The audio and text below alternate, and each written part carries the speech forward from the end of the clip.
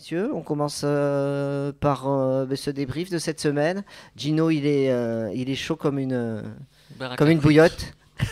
Non, on va pas aller jusque-là, mais il y a des Vas-y. choses à dire. Ben vas-y, je te laisse cette semaine. Allez, sur la semaine. Allez, on est parti sur les débriefs. Alors on n'a pas trop mal démarré jeudi, on va dire, par le match de l'Europa League, parce que la première mi-temps était très bonne pour moi.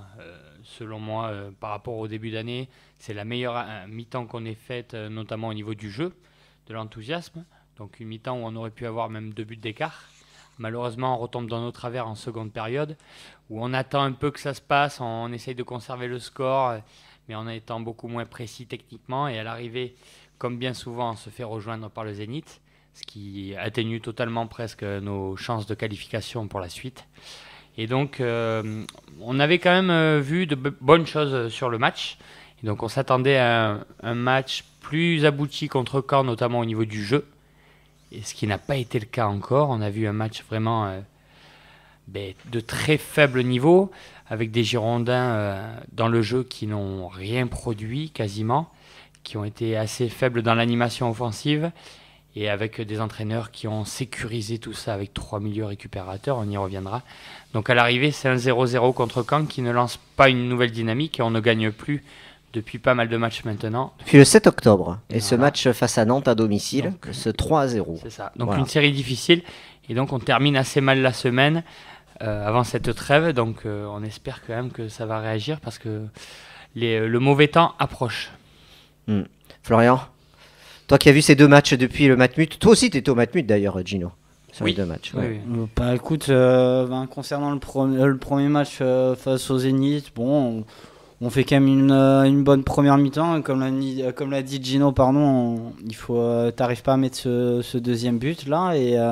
Et après, je pense que comme l'a dit aussi Eric Bédouin en conf de presse, t'as quand même une équipe du Zénith qui a démarré fort cette deuxième mi-temps, avec notamment moi que j'ai trouvé depuis la tribune presse, un Marquisio vraiment pas mal, qui arrive à se caler entre les lignes, qui arrive à être devant la défense, pardon. Comme par hasard, Marquisio. Ah non, Non, mais parce que c'est non, lui mais qui a c'est vrai. excellé, et c'est lui qui a excellé, et si t'as le Zénith C'est qui est énorme en deuxième mi-temps, c'est notamment grâce à ce joueur-là, bien qu'il soit italien, je suis désolé, mais bien qu'il soit passé par la Juve, je suis désolé, il a montré encore qu'il avait du niveau pour ces matchs-là. Après, sur le match de Caen, moi j'ai entendu à droite, à gauche, des personnes penser que la première mi-temps était de bonne facture. Moi, je suis clairement pas du tout d'accord avec ça. Pour moi, j'ai vu un match, désolé du terme, mais complètement dégueulasse. Donc voilà, avec aucun fond de jeu, rien. Franchement, ce match-là à 15h, en guise de somnifère, je pense que c'est un peu tôt en début d'après-midi pour prendre un somnifère. C'est la sieste. Mais là, franchement, t'avais de quoi bien t'endormir, et voilà. Je pense qu'il y aura, moi j'en parlerai après, mais je pense qu'il va falloir qu'il y ait une remise en question, non pas des joueurs, mais je pense surtout du staff. Parce que il y a un moment donné, on voit beaucoup de choses. On nous dit à chaque fois les mêmes choses, que c'est compliqué, qu'on a un jeune groupe qui est en train de s'aguerrir, etc. Ça, je veux bien l'entendre sur les premières semaines, mais là, non, là c'est trop. Et puis on a des joueurs à l'image, par exemple, de Valentin Vada, même si moi j'estime que Valentin Vada est quand même un joueur globalement limité, parce qu'on l'a vu dans le passé que c'était, même s'il était titulaire, c'était pas si dingue que ça. Donc voilà, il y a des joueurs comme Zeidou Youssouf qui ne joue plus. On a voulu le garder finalement, à se poser la question pourquoi on l'a gardé. Et puis voilà, on voit un groupe de 11, 14, 15 joueurs. Et puis voilà, ça s'arrête là, et on voit les manques de ce groupe-là. Beaucoup stigmatisent à chaque fois notre ami Younous Sankaré, mais on a vu que quand il n'est pas là, notamment face à Caen, on a du mal dans la percussion, et notamment quand on voit, moi j'ai vu en première mi-temps, je ne comprenais pas, et d'ailleurs Bédoué l'a souligné juste après, pourquoi Lucas Leraguer était si haut en première mi-temps. Ça n'avait pas de sens, Ça n'avait pas de sens. Parce que il a cru qu'il était technique. Ben oui, mais voilà, mais en lieu et place de Sankaré, parce qu'il manque un joueur comme ça qui peut casser les lignes et être plus percutant, quoi. Manu, ton sentiment, et après on accueillera Jonathan. Le Zénith a très bien joué sans le ballon. Sans le ballon, dès que Bordeaux perdait un peu le ballon, le Zénith avait de suite le ballon et savait quoi en faire. C'était impressionnant la différence de niveau, même si on a vu un Bordeaux qui avait plus le ballon, mais je suis désolé, mais le Zénith c'est bien trop de nous et c'est normal qu'on ait fait ce match nul et c'est même une grande victoire qu'on n'ait pas perdu ce match-là. Parce que Bordeaux, oui, ils ont été bons en première mi-temps, ils ont même été très bons. On n'a pas su exploiter toutes nos actions offensives, ça c'est le gros problème de Bordeaux, c'est le manque de réalisme. Un Camano qui tourne autour de lui-même et qui ne sait plus quoi faire de sa carrière de footballeur. Et tout simplement, voilà, je suis un peu sévère avec Camano, mais voilà. Mais tout simplement, le Zénith, ils voulaient le match nul, ils l'ont eu, ils sont pas pressés, ils sont pas fatigués pour l'avoir eu. Donc tout simplement, Bordeaux sera éliminé de cette Ligue Europa sans s'être battu à fond. Il y a encore un mince espoir. Oui, tu n'es pas encore éliminé. Si le Zénith gagne ces 2 matchs, ton pari tient toujours, Manu. Oui, mais mon pari tient toujours. Mais quand on Qu'est-ce que tu avais parié déjà ? Que Bordeaux irait en quart de finale à la Ligue Europa. Et tu fais quoi du coup ? S'ils y arrivent, tu fais quoi ? Là, du coup, ça va être compliqué parce qu'il faut gagner contre Prague, il faut aller gagner à Copenhague, espérer que le Zénith fasse 2 victoires, sachant qu'ils vont faire tourner. Copenhague, contre le Zénith, je ne donne pas cher de la peau du Zénith bis. Ensuite, Caen, les gars, je ne suis pas d'accord avec vous, première mi-temps qui m'a emballé, du moins, là, je n'étais pas au stade. Du moins, vu de ma télévision, ça m'a plutôt emballé. Je trouvais une équipe de Bordeaux qui avait de l'envie, qui était combatif, qui avait l'ambition de gagner ce match. Et puis on ne sait pas pourquoi, tout s'est éteint, tout s'est fini. On a sorti Calou, pourquoi on le sort, Calou. On a sorti qui encore Non, tu n'as pas fait de changement, surtout au milieu de terrain. Mais il y a Briand qui est sorti, puisqu'il était titulaire. Briand est sorti. Je voyais pas pourquoi on l'a sorti, même si tout le monde fracasse Briand. Non, mais c'est pas. Moi, je comprends le changement dans le sens où en première mi-temps, c'est le joueur qui touche le moins de ballons.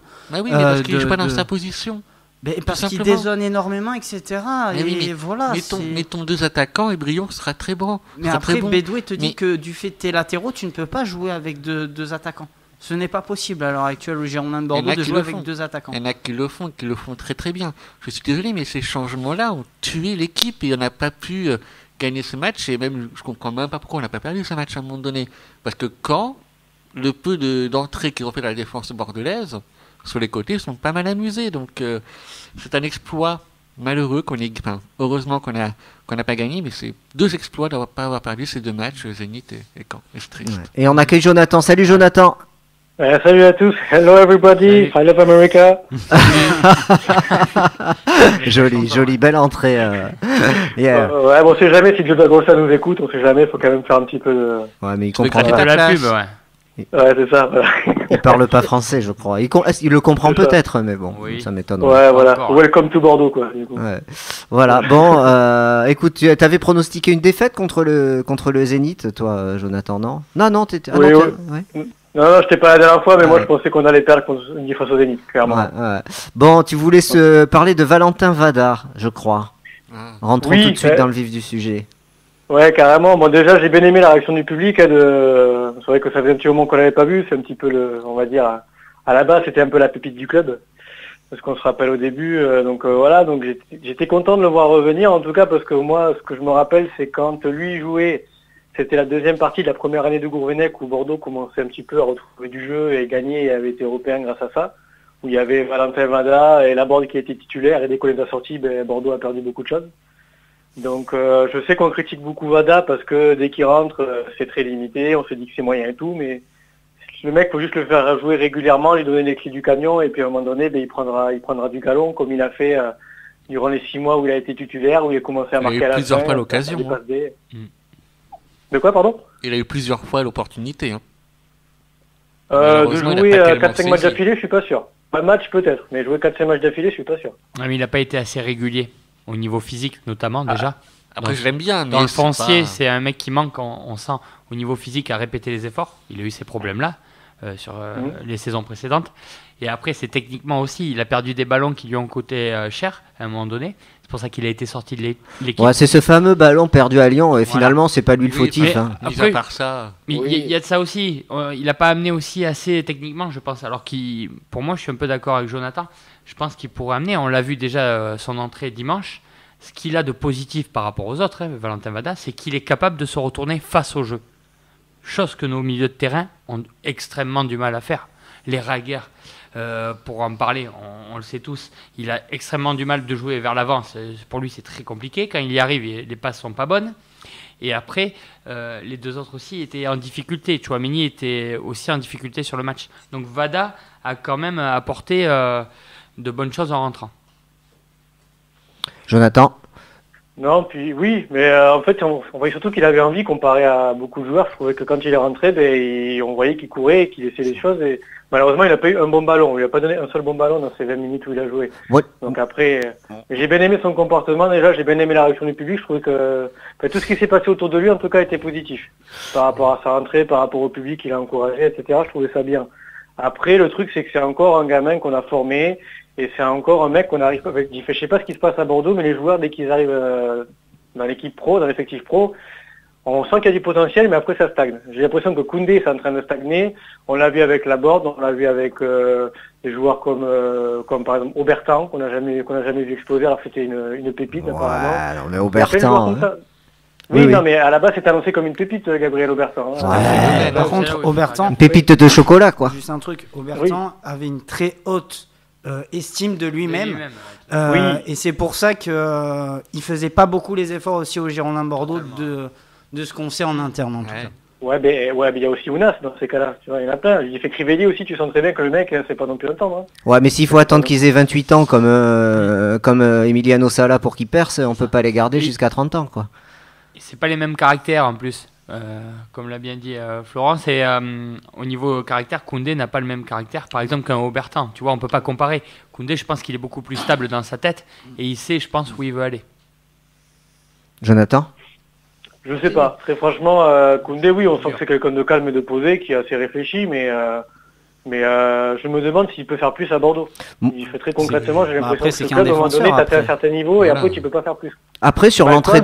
Il fait Malcolm qui reste un an de plus, le mec il fait différencier les milieux et les défenseurs. Alors. Après, sur l'entrée de Vada, puisqu'on est sur Vada, moi je trouve pas qu'il a apporté autant que ça, quoi. Franchement... Il a fait 2-3 bonnes passes dans le centre. Attends, est-ce qu'il a... Il a fait un bon ballon. Mais moi j'ai l'impression, dans cette équipe, tu peux faire rentrer n'importe qui dans le système de jeu, il n'y en a aucun qui sera bon. Moi je te le dis. Hein. Il a fait 2-3 passes, Nico, que les autres n'ont pas faites. Je te promets, des décalages, des passes vers l'avant. Il s'est retourné dans le sens du jeu. Il n'a pas fait une entrée grandiose, je suis d'accord avec toi. Mais je te promets que dans un match aussi faible, nos milieux de terrain, ils ont été très très faibles, à part Otavio qui a tenu sa place. Et lui, je te promets que Vada, il a eu au moins ce petit sentiment de pouvoir essayer de faire ça. C'est pas assez, je suis d'accord avec toi, bien entendu. Mais il est plus capable peut-être que d'autres. Ça c'est certain. Oui, mais les mecs, il n'a pas joué depuis des mois et des mois, il rentre sur le terrain, forcément, il va montrer quelque chose, forcément. Il va mais dire... ça demande de la régularité. Voilà, c'est ça. Vada, tout le monde l'a craché à la gueule, tout le monde lui a conspué, et là on l'applaudit, on se fait une standing ovation pour son entrée. Mais ça veut dire quelque chose, Manu. Un peu hypocrite, mais ça veut dire quoi? Mais malheureusement, ça veut dire quelque chose. Tu sais ce que ça veut dire pour moi? Qu'on n'a pas de créateur à Bordeaux. Bien sûr. Que les gens, ils attendent ça. Et que quelque part, on l'a vu ça plusieurs se ressent, je pense. On l'a vu plusieurs fois, Vada. On sait que c'est pas le meilleur. T'as pas tort, Manu. Que c'est pas le meilleur des créateurs, mais on en est à faire une standing ovation à Vada. Donc ça veut dire à quel point l'effectif de Bordeaux est assez faible. C'est vrai. Donc c'est triste à ce niveau-là, mais pour moi Vada joue pas à son bon poste d'abord. Donc tu le vois où? C'est moi un récupérateur. Un récupérateur? Oh ouais. Non. Un récupérateur. Oh ouais. Moi, je vois plus dans le profil là qu'il a eu derrière l'attaquant en 10. En 10, voilà. Les 10, 8, mais 10, 8, mais 6. Tu 8 entre... Ouais, entre 8 et 10, mais pas le créateur, juste derrière l'attaquant, c'est pas le profil pour Vada. Pour moi, c'est vraiment le petit récupérateur qui va souvent vers l'attaque, qui porte le jeu vers l'attaque. Mais voilà, c'est pas pour moi le bon poste pour Vada. Et il a déjà fait ça, ce poste-là, à ce début. Hein. Oui, avec Grandvenec, il a joué à ce poste-là. C'est pas mal au tout début. Après, il a pris un peu le melon, on l'a pas revu, et puis voilà. Florian, sur son entrée, Comment tu l'as trouvé, toi? Puisqu'ils sont dithyrambiques sur Vada.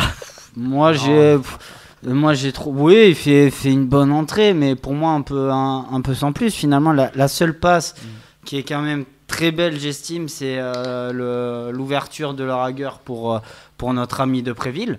C'est la seule véritable passe qu'on a eue de bien dans le match pour vraiment casser le bloc canet. Mais pour moi, mais honnêtement, je suis peut-être trop dur avec cette équipe-là, mais moi, j'ai rien vu dimanche, pardon. Je n'ai rien vu. La première mi-temps. T'as pas aimé vraiment? Franchement, je te dis aimé, vraiment d'un point, en étant au stade. Alors, beaucoup de gens ont, comme Nico, comme toi, moi j'ai eu des amis aussi qui m'ont dit qu'ils ont trouvé cette première mi-temps intéressante. Je trouve que, alors, soit on se contente de peu, mais moi j'ai pas du tout, j'ai pas trouvé la première mi-temps folle. J'attendais de voir peut-être encore mieux en deuxième mi-temps, et la deuxième mi-temps était encore pire. Elle était catastrophique. La deuxième mi-temps, on est d'accord. Voilà. Physiquement, il y a eu la chute. Elle est pas assez là. Il a raison. Ça, il y a un manque d'intensité. L'intensité en première mi-temps, elle doit être beaucoup plus forte. On l'a senti quand même, pas assez. De notre fauteuil. C'est vrai qu'en fait, il y a sûrement la différence entre fauteuil. Je pense que du stade, tu as une autre vision, de toute façon, c'est sûr. Pour ce match-là, peut-être, ouais. Puisqu'on parle du match de Caen, on a parlé de Valentin Vada. Moi, j'aimerais qu'on s'attarde 2-3 minutes sur un autre joueur. Sur qu'est-ce que tu dis, Mani? Non, pas de Préville. Bon, on peut en parler si tu veux de Préville, mais après, non, de Préville, il n'y a rien à dire. Hein. Non.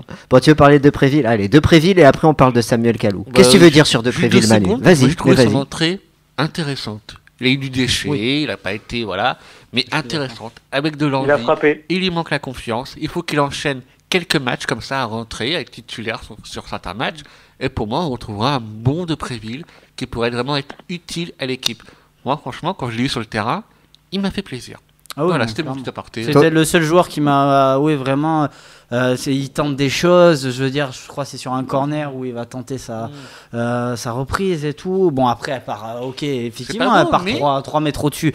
Mais voilà, il tente des choses. Après, c'est vrai que sur le, tu sens un joueur en manque de confiance sur la dernière occasion.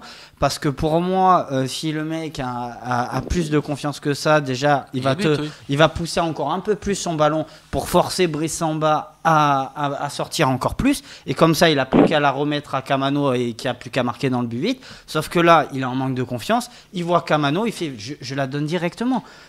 Ou même c'est pas lui qui fait la faille sur l'action pour moi. Pour ça, il faut qu'il enchaîne. C'est pas lui qui rate l'occasion. Donc, pardon? Non, il rate pas. Tu as raison. Mais ce qui veut dire c'est pas lui qui rate l'occasion, c'est Kamano. C'est Kamano, s'il tire tout droit, ça va au fond. Non, il lui fait une belle passe. Mais ce qui veut dire, c'est qu'il peut mieux faire, il peut faire différemment sur l'action. Moi, je pensais qu'il allait frapper. Oui. Il a l'image de Bordeaux. On voyait tous la frappe. Non, mais vu du stade, c'est vrai que tu sens qu'il est entre deux, le mec. Ouais, il est entre les deux, il sait pas trop quel choix faire. Voilà, et du coup, voilà, il va au plus simple parce qu'il voit Kamano. En fait. Alors moi j'ai un avis contraire à vous. Moi je trouve qu'il a été dégueulasse sur son entrée. Les 3 premiers ballons il rate. C'est-à-dire les 3 premiers ballons ils arrivent dans ses pieds, le ballon il est perdu. Et après qu'est-ce qu'il fait? Il tente mais il réussit pas. Mais ça fait 18 mois qu'il est à Bordeaux de Préville. Il va falloir qu'il tente combien? 24 mois? 36 mois? 48 mois? Oui, mais à un moment donné faut arrêter de les faire jouer ces mecs-là. Parce que Tabouleur il a été titulaire au moins 18 matchs avec Gourvenec, il a rien fait quoi. On l'a fait jouer à tous les postes de l'attaque. Tous les postes de l'attaque, il n'a jamais rien fait. Sauf que dans la configuration du match contre Caen, si t'as pas de Préville, tu fais rentrer qui en sachant que Yann Caramon n'était pas du tout dans le groupe parce qu'il pouvait pas jouer. Mais voilà, mais il faut d'autres joueurs, mais il faut pas lui. Mais je suis bien d'accord. Mais c'est là où tu vois la pauvreté de notre banc de touche. Et c'est là où c'est terrible. Technique aussi. Technique. Oui, parce que de Préville, c'est pas un joueur technique. Oui, mais dans l'engagement. Ils ont pas tort, il a fait une bonne rentrée dans l'engagement. Ouais, mais il rentre. Mais moi je suis pas d'accord. Après aujourd'hui, alors dans ce cas-là, le Rager il fait des bons matchs dans l'engagement. Non mais si tu vas par là, ben oui. Mais dans ce cas-là, on peut pardonner à le Rager ses erreurs techniques dans ce cas-là, puisque de Préville on lui pardonne. Je lui pardonne pas. Eh ben oui, mais de Préville on lui pardonne. Pourquoi on pardonne pas à le Rager? On lui pardonne pas. On dit qu'il fait une bonne rentrée et qu'il a pas de confiance, ça c'est vrai. Et malheureusement il faut aussi admettre, techniquement, il est trop limité pour jouer au Girondin, pour moi. Oui, mais c'est pas le seul, malheureusement. Mais c'est pas le seul. Voilà. Moi, j'en parlais justement avec certains journalistes en zone mixte. Est-ce que finalement, moi je le dis et le répète de mois en mois, mais est-ce que les supporters bordelais n'ont pas peut-être une haute estime du club à l'heure actuelle, en sachant que le club perd en standing d'année en année et que peut-être que les supporters voient Bordeaux beaucoup plus haut qu'il ne l'est réellement. Tous les supporters pour leur club font ça. Moi, je suis pas du tout d'accord. Hein. Mais vas-y, Gino. Pour moi, on a un manque d'exigence, c'est l'inverse. C'est-à-dire qu'on est arrivé à un manque terrible, même au stade. Jeudi, justement, on finit le match 1-1 contre le Zénith. On a 1 point en 4 matchs, je rappelle, en Coupe d'Europe. On n'a pas gagné un match depuis 2013 en Coupe d'Europe, au vu de notre passé et de notre histoire. Les gens ne sifflent pas. Les gens étaient assez heureux en sortant du stade, ça chantait, les ultras applaudissent les joueurs. Donc c'était assez... Moi, je reconnais plus justement ce public bordelais que j'ai connu il y a une vingtaine d'années, où tu avais des vieux dans le stade qui, dès qu'il y avait un petit contrôle, une action mal gérée par un 3 contre 2 ou comme ça sifflait. Et on disait, le public de Bordeaux, il est dur, il est difficile, il est exigeant. C'est faux. Maintenant, c'est faux. On entend très peu, si tu vas par là dans le stade, alors que ça fait des années que ça joue pas bien à Bordeaux. Il faut le dire quand même, ça joue pas bien. Et ce public-là, où il est parti, qui a pris sa place? Est-ce qu'il n'a pas aussi...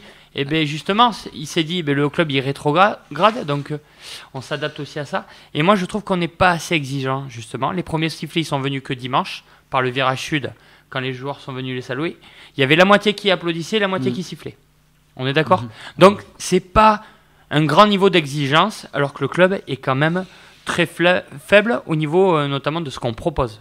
Tu disais que où étaient partis ces supporters-là? S'il y a 15-20 ans, je pense que malheureusement, vu que c'était des vieux, paix à leur âme. Oui, mais ils vont plus au stade, peut-être qu'ils sont dégoûtés. Il y en a qui sont toujours là, ou il y en a qui vont plus au stade. Mais je pense que les supporters sont habitués un peu à l'équipe. Mais la culture n'est pas restée. Donc eux, ils ont voilà. Tu vois, mais je suis d'accord avec toi. Mais on va pas leur demander plus et ils peuvent pas faire plus. D'autant que en plus, complètement rien à voir, mais on propose aussi, je sais pas qui donne ce chiffre-là à chaque fois, mais on donne une affluence du stade qui est pour moi complètement fausse. Dans le sens où finalement tu vas rajouter tous les abonnements et les gens qui n'y sont pas forcément, et on va nous annoncer 15 000 supporters qui sont là. Moi je suis désolé, bon je les compte pas un par un non plus, mais dimanche j'ai pas vu 15 000, un stade rempli à 15 000. C'est, totalement.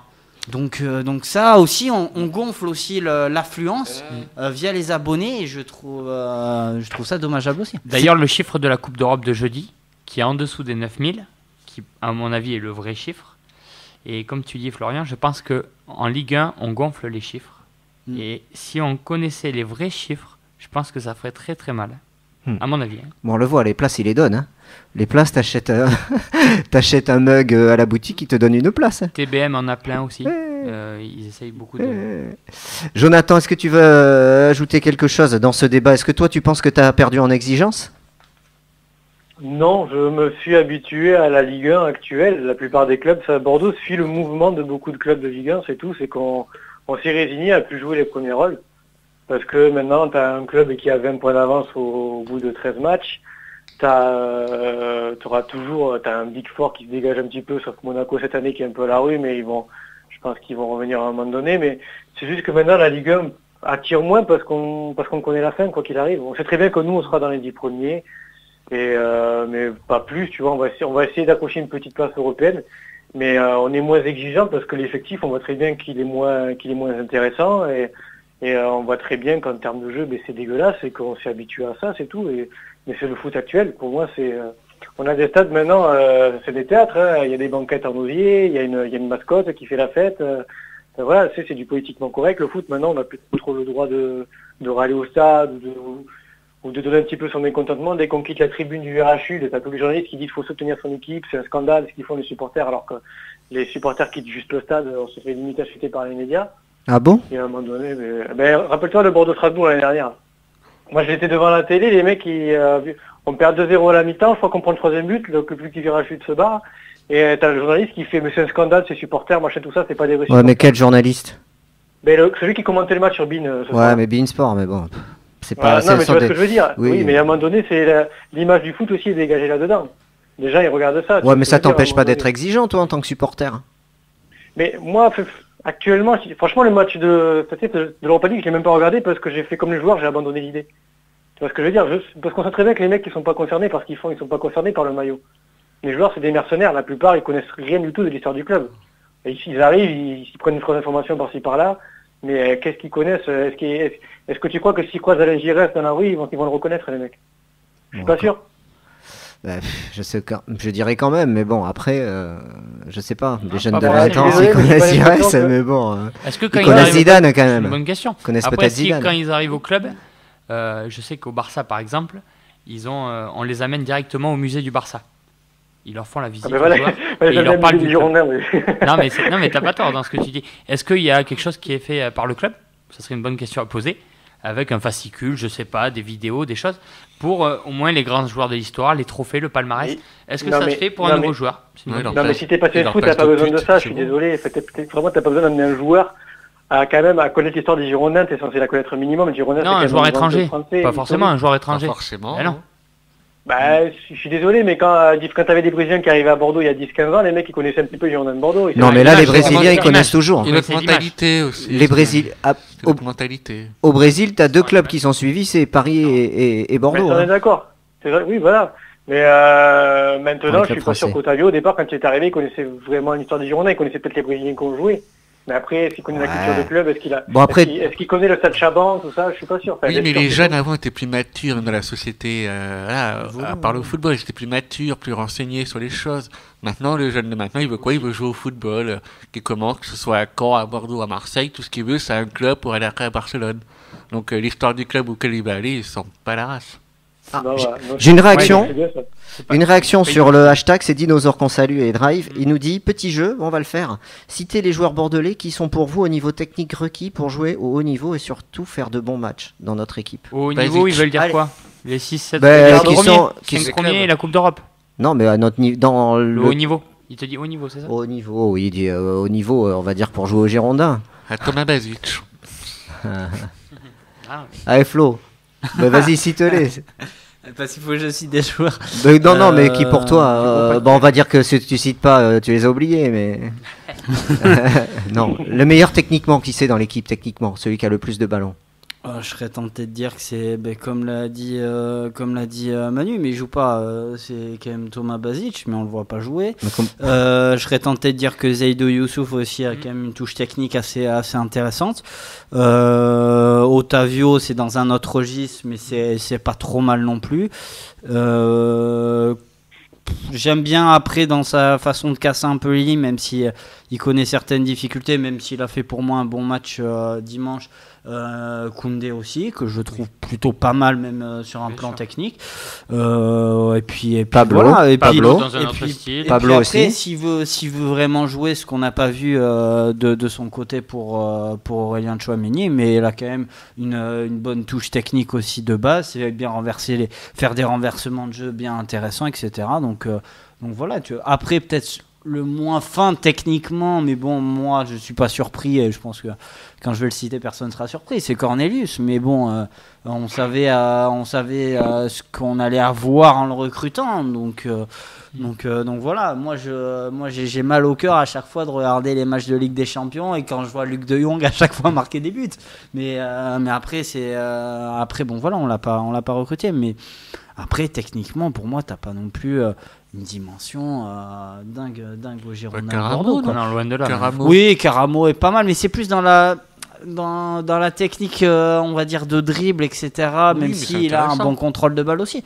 Mais ouais, on va dire, t'as 4-5 joueurs, je pense. Créateur, ok.